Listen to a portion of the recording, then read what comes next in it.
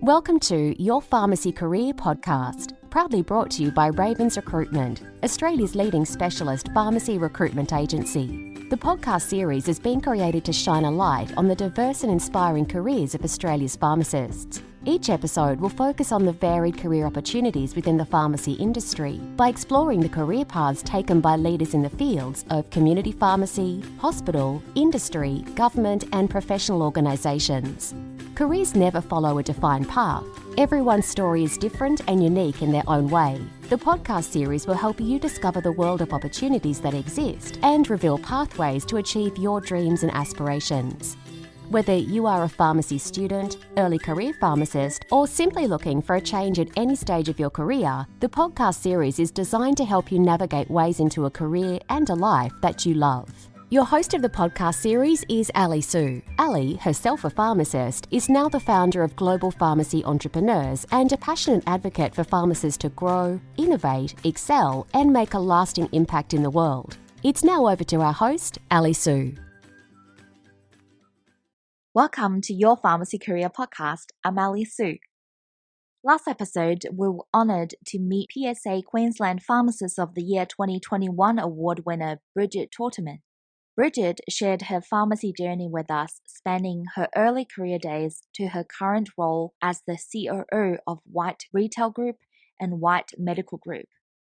She imparted valuable practical advice, including how to combine elements of creativity, openness, emotional intelligence, business, and health to build a successful pharmacy career.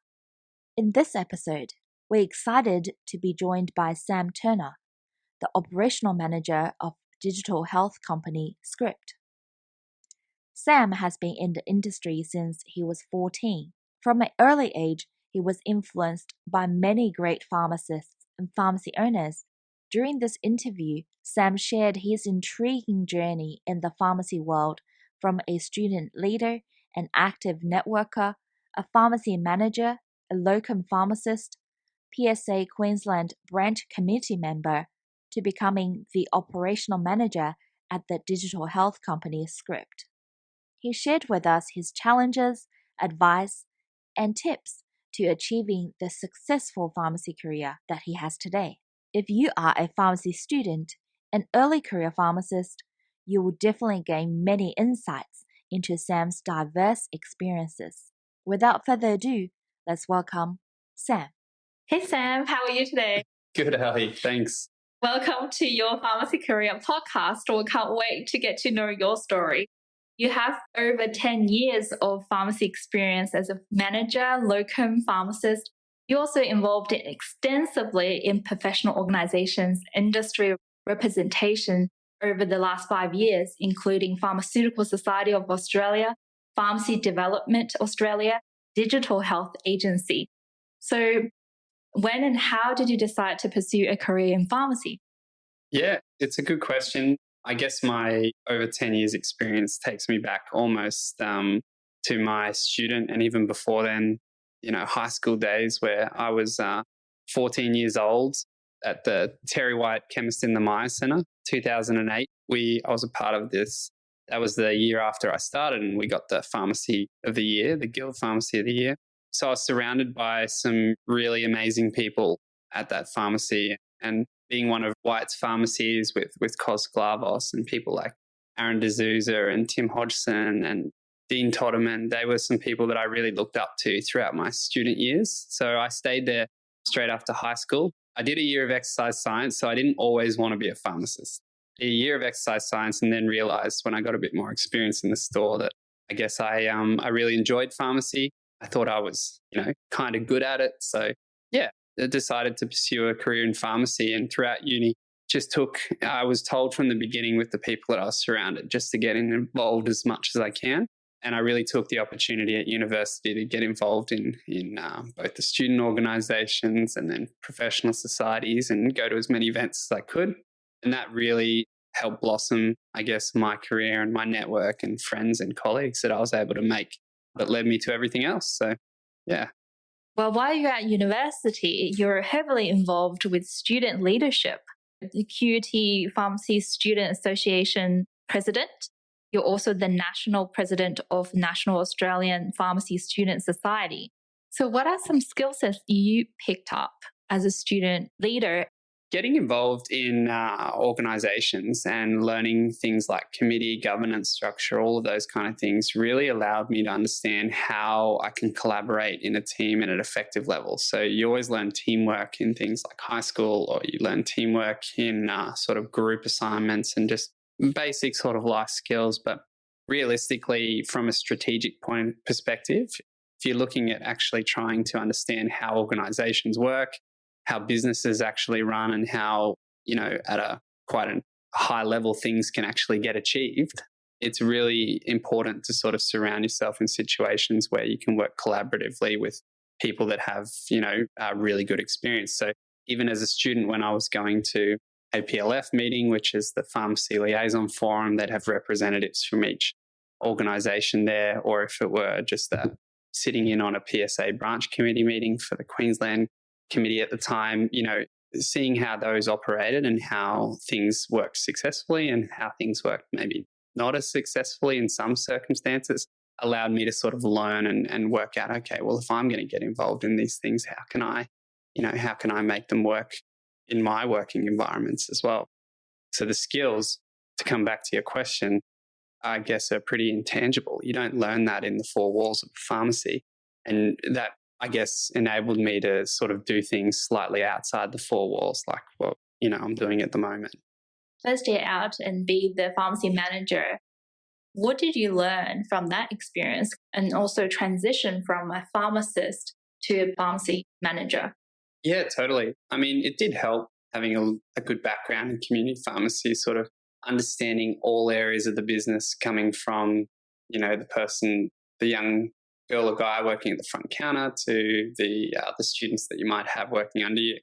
I found it truly beneficial to get away from, getting out of my comfort zone, right? So moving, it was 3.5 hours north of Brisbane. Certainly those opportunities are a lot more available if you're willing to go and find them. So when it comes to not just, position-wise, but remuneration and things like that, moving away from the city whilst you're in early stages of your career is truly beneficial. And I sort of saw it as a way to leapfrog my experience. So I'm kind of the person that likes to feel uncomfortable in a situation where I can challenge myself. So if I were to just stay in Brisbane, I thought, well, I might be working under one or two pharmacists for 3 or 4 years before I actually got an opportunity to, say, manage or, show incremental change in a business. But this was a way that I could sort of use some of my ideas, and it was quite flexible what I was able to do when it came to, engagement with the community and things. So a lot of the ideas that I wanted to do and that I had for the business, I was able to implement. The owner of that store specifically wasn't in Hervey Bay, so they, it was good. They gave me a lot of flexibility, a lot of responsibility for the store, but in turn, I also was able to prove myself, and that only, increased that kind of flexibility. I think realistically, you got to always look in the mid to long term. Okay, where do I want to be in the next three years, right? Do I want to get to a stage where I'm comfortable in running a pharmacy on my own? Okay, well, how am I going to get there? So set yourself incremental change over that time. But in this situation for me, it was realistically, I knew that I could do it. One of the biggest challenges, I'll be completely honest, was managing staff. And I think most pharmacist managers, owners will say that.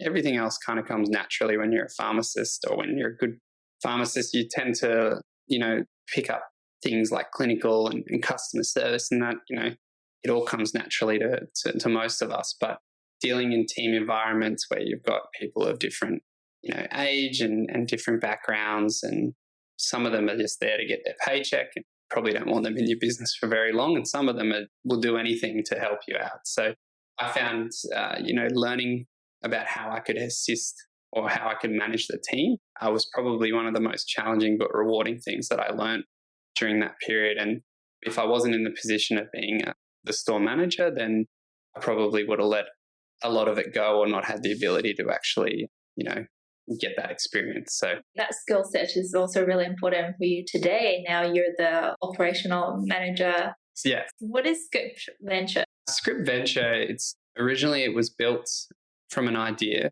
from a friend of mine and his business partners, Lloyd Smith, and he came together with his friend Josh Doolan, who's a software engineer with a company in Mudbath in Newcastle. And they came together with this idea of just one idea that they had for pharmacy. Let me tell you now that CRM that they created, the customer relationship management, it's evolved into 100 ideas that we're trying to put together to make a best in market. And we're positioning ourselves as a digital transformation group for pharmacy. The CRM, which is the customer relationship management software, is just one product that we sort of provide. We provide dispensary solutions, so point of sale dispense. We partner with a number of vendors for that. We've just built a MySL application that's been rolled out to some specific vendors, which are going to use that as their active script list. So they're using that as part of their conformance to be able to deliver active script lists for pharmacies.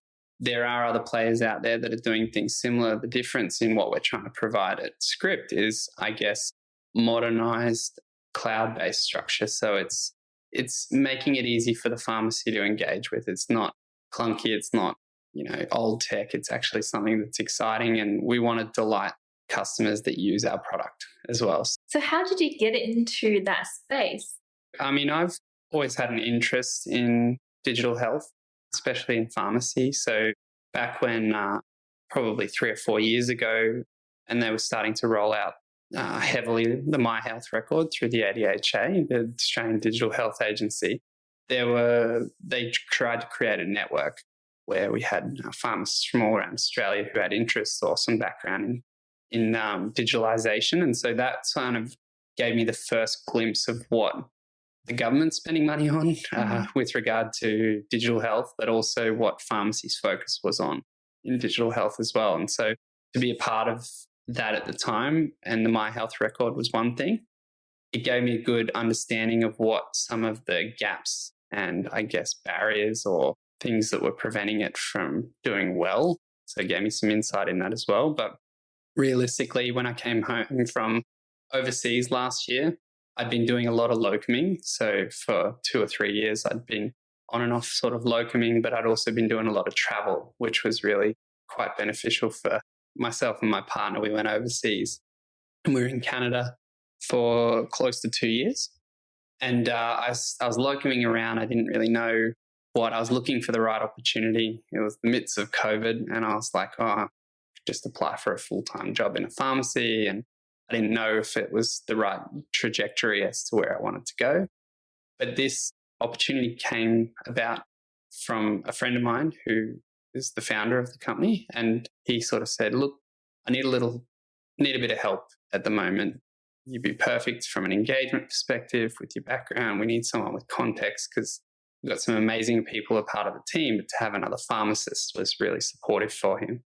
And I thought, well, it's a good challenge, and it really has given me a different background or a different experience, not only to a digital side of pharmacy, which I feel like I'm quite across now, but even just working in a different environment in more of a corporate structure, that some people, I've always looked down at that type of thing, but at the same time, it does provide some pretty genuine, positive experiences in those type of teams. So it's been great. Well, you mentioned that you went locuming. A lot of pharmacists are interested and want to know more. Do you have any advice or tips you want to share? Yeah, absolutely. I mean, I actually found locuming an extremely important and valuable part of my career journey. Okay, so I didn't do it straight away, but after having some experience working full time and then managing, to be able to locum, I probably in the space of about 2 years, and this was while I was coming back and forth from overseas, I'd come home for a few months and I'd locum in different places, probably locum in 30 or 40 different stores. And to see locuming's the best way to get a big picture on how something or how community pharmacy should be. There's a few reasons for that. You see the amazing things, and you see the really bad things, and you see the things that, okay, I'm going to take that little idea from that store and I'm going to take it and I'm going to use it as an example that might work really well in this store. And so I kind of found it truly rewarding to be able to both use the experience I had to go and, it's almost like an assessment for yourself, right? If you can go and take your experience from one store and then go and implement it as a locum elsewhere. And people say, oh, it's really good, or I like how you dealt with that, or whatever, or we do it this way. All those things, it's like you're putting yourself up to the test. And I found that I could work a lot more independently after the experience of just going, and there's nothing like throwing yourself in the deep end, like going and locuming somewhere in the middle of nowhere for 2 weeks without any other support. Was there anything else? It's a great way to see all different areas, or all different parts of the country. So I did some locuming in Townsville. I did some locuming for quite a while in Yeppoon. These are all Queensland, by the way. There was some time last year and the year before that the travel was a little restricted. But even when I went down to a PSA conference, I made sure I stayed there for a week or so and did some locuming around Sydney as well. Maryborough, all over. And some of it was from people that I knew. So I wanted to go and work and experience from people that, I'd created relationships with through whatever in previous years. And some of it was just ad hoc. Hey, they needed someone. And I was like, I'll go and do that. It was a really good opportunity to, see different parts of Australia. And I know people that have done it a lot more than myself that have used it as an opportunity to almost do a lap of the country. So from 2017 to 2018, you're the Queensland branch community member with PSA. Could you please share with us your role as a community member and what experience have you gained from this position? PSA for me was an excellent opportunity to be as involved in the profession as I could. I left NAPSA as a student and was really looking for opportunity where I could be involved, have positive change, have influence on protocols, have influence on, things that were really shaping the profession at the time. So whilst the branch committee kind of only focuses on things that are relevant to Queensland and what PSA are doing for Queensland, being a part of the PSA in a branch committee position gives you the opportunity to be a part of other things within the organisation. So if they have a interest group in something like digital health or pharmacy services, they'll reach out to people within those circles to see who has experience here or who's going to be able to give a positive experience on that. So it really enabled me to be around people that were making positive change, but also I've always been of the opinion that to have influence, you need to be a part of those groups so that you can actually voice them. And so, it was a good step into, again, those circles that can potentially facilitate change. Now, I know, since you joined the pharmacy profession, since you were a 14-year-old, you had a lot of mentors. And what are the lessons you've learned from them?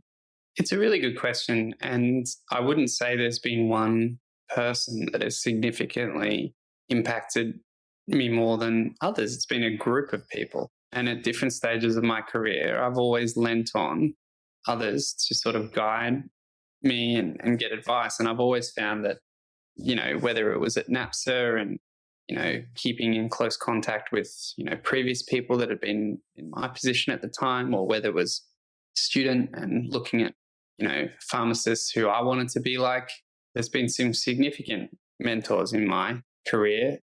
My preceptor was one of them.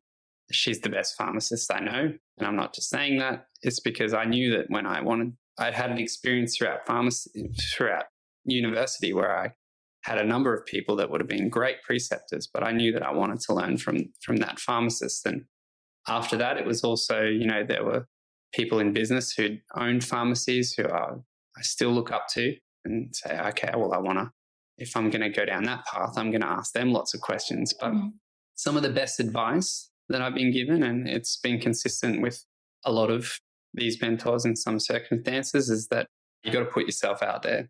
You got to challenge yourself, especially early on in my career. The advice was, never say no to something, but now it's learn to say no because there are certain things as well that, you get to a stage, well, you need to focus on what is most important now.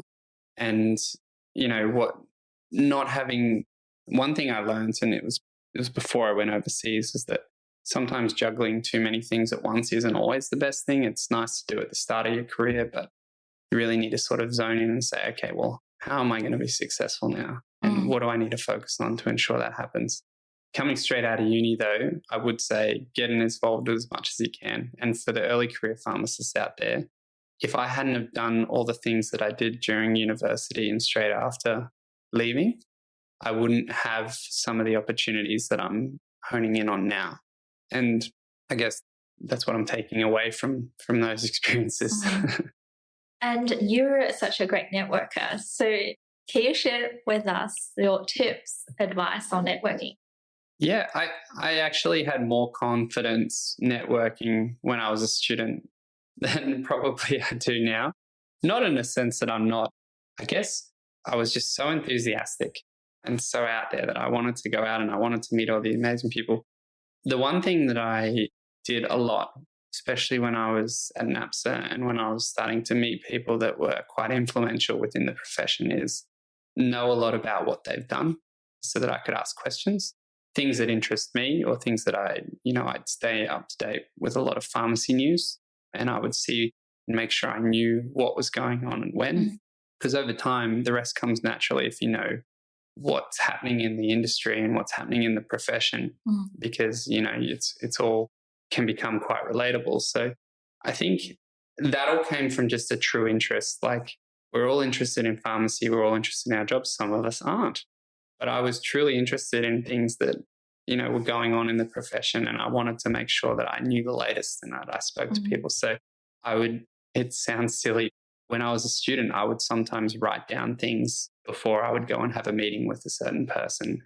These were the questions I wanted to ask them, like an interview. But in a sense that, it was a really good way to get. It's just good having background knowledge and interesting things to talk about. And then they obviously respect you for asking the right kind of questions, especially if you're at a conference or something. You can't just go up to someone and say, hi, well, you can. I'm not going to discourage people from doing that. If someone wants to come up and say, hi, I'm Sam, nice to meet you, that'd be great. But if you've got an interesting question to ask, it's always nice as well. Well, that's a good tip. What do you think some of the qualities and skill sets pharmacists or early career pharmacists can improve on? I remember when I was in NAPSA, we did a survey at APP, and we were asking pharmacists and owners and what do they want to see the most out of early career pharmacists. And it resonates because it's always something that I've said, and enthusiasm came down as the number one thing. It wasn't knowledge. It wasn't teamwork. Whilst those are important things, it was enthusiasm, and it's enthusiasm for what you're doing. So if you're a hospital pharmacist and, you're aiming to try and specialize in cardiovascular or ICU or whatever, you are doing it because you're enthusiastic about it. Obviously that's what you want to do. And if you're not enthusiastic about it, maybe it's not the right thing you should be doing. Maybe you should be going into community pharmacy, because like myself, I want to be a community pharmacist because I love and I'm enthusiastic about community pharmacy. I want to get into ownership. Those are the things that I'm enthusiastic about. So it comes down to passion. If you're passionate about something, you're going to be good at it, because even if you're not, you're going to strive to be good at it. So find that area of the profession that you're really interested in. There's lots of different levels of community pharmacy, whether it's, someone might just want to go and be that one pharmacist in that town that's, for rural, because they can learn all these different skill sets that they might not get if they're in the city, or vice versa. You might want to be that amazing pharmacist in that pharmacy that runs 1,000 scripts a day. People might say, oh, that's a sausage factory. Well, no, you can have busy pharmacies and you can still be providing amazing service and amazing, and it actually takes a special kind of person to run that type of business, because I've seen it. And, that is someone who's passionate at what they're doing. So, we can't discredit those situations, and just be passionate and enthusiastic about what you're doing. What advice would you give to students on internship preparation? Yeah, it's a great question. It's something I thought a lot about, because internship, I've seen it. It does shape quite significantly how a person not only becomes the pharmacist they need to be, but also their view on pharmacy. So I've seen, more importantly, I've seen internships go horribly wrong for some people, and they just weren't in the right environment, around the right mentors and around the right people. And I think if you're a preceptor out there, for one, you need to realize how important it is for you to actually drive motivation for your colleague, because they're at a position where they're thinking, oh, they're already sold into pharmacy or they're doing the internship. So they're like, if I don't like it now, I'm never going to like it, which isn't true either, because I also know people who had terrible internships that finally got a good opportunity as a pharmacist, and they're like, oh, I didn't realize how bad I had it. For students going into internship to prepare for that, I think it's important to find the right preceptor. So don't go to a pharmacy because you think it's amazing pharmacy. Every single time you need to ask them, who will be my preceptor? And am I going to get along well with them? Are they going to, allocate time to me?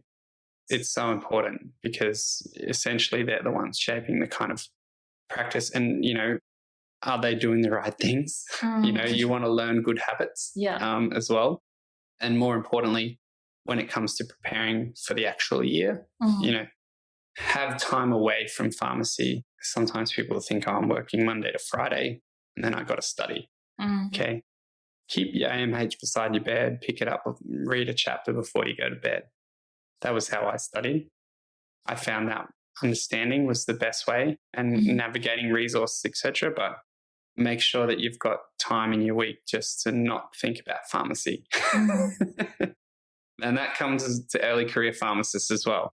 People that are early in their careers tend to involve themselves so heavily in their work that sometimes they forget that it's not the only thing that matters in their life. You need to spend time with friends and family and partners and make sure that you're doing it all for the right reasons. Yeah, definitely a good point. Now, you mentioned about going to different conference, APP, NAPSA conference, to their students. So my question is, as a student, how do we know who do we approach? Which pharmacist do we approach?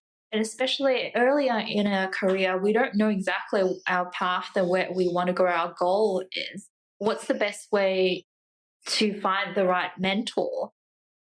I think it's important to challenge things. So if you hear a certain opinion, whether it's on a panel at a conference or if it's a topic that you feel strongly about, or even if you don't, it's important to hear what people say about it, but also think, is that right? Or is that just their opinion, right?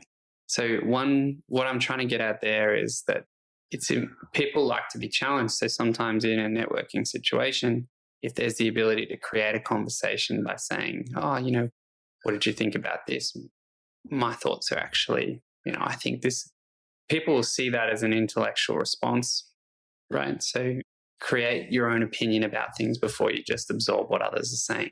Because if you're in a networking situation, if I were to have a student come up to me and say, I heard this person talking about this, or, I saw your presentation on this, I've got a couple of questions, or I wanted to ask you why you think this way.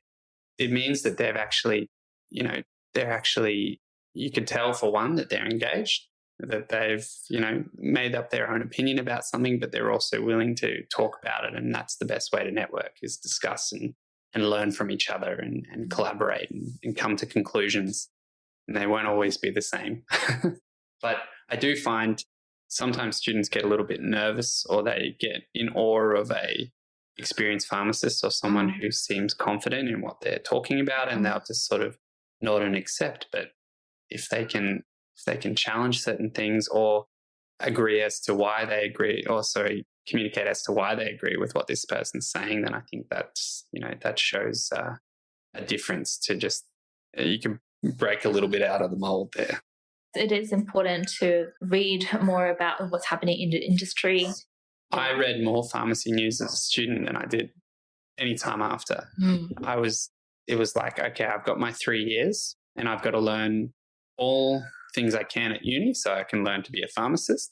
And I've got to learn everything that I can within the 3 years as to what's actually going on in my profession. Because again, I wanted to know what I was getting myself into, right? And also where the opportunities were. At the time, I was like, do I want to be a community pharmacist for the rest of my life, or do I want to do something else in pharmacy? Yeah. I wanted to sort of see where the opportunities were and see where I could differentiate myself or be a part of it. You asked about how we identify mentors as well.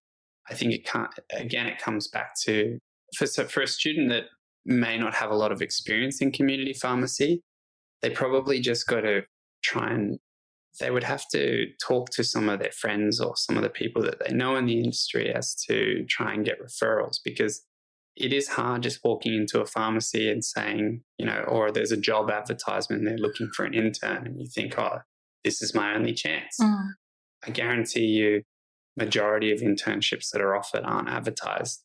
And all it needs is that if I were a pharmacist in a pharmacy, let's say in the city, and I was running a medium to high volume pharmacy, and a student came in and said, I can see what you're doing. I really like some of the service you're providing. I can see your customers are happy. I've heard really good things about this pharmacy. I want to put myself out there and I want to see if you're interested in taking an internship. If that pharmacist or if that owner sees the passion and the enthusiasm that student has, if they don't have a position for them, they'll find someone who does, right? So it just comes to, identify the pharmacy that you want to work for and just go up to them. Don't wait for a job ad, because if you can then put yourself forward as someone who is enthusiastic and who is keen to learn, even if you don't know anything, if you've never worked in pharmacy yourself, if you can show that you're passionate about it and enthusiastic, like I said earlier, that's the one thing that owners are looking for. They're not always looking for the straight 7 student. They're looking for the full package. Thank you for listening to this episode of the Your Pharmacy Career podcast, proudly brought to you by Ravens Recruitment, Australia's leading specialist pharmacy recruitment agency. If you enjoyed this episode and know anyone else who you think would benefit from it, we would be grateful if you could share it with them. Together, we help even more pharmacists develop a career and life they love.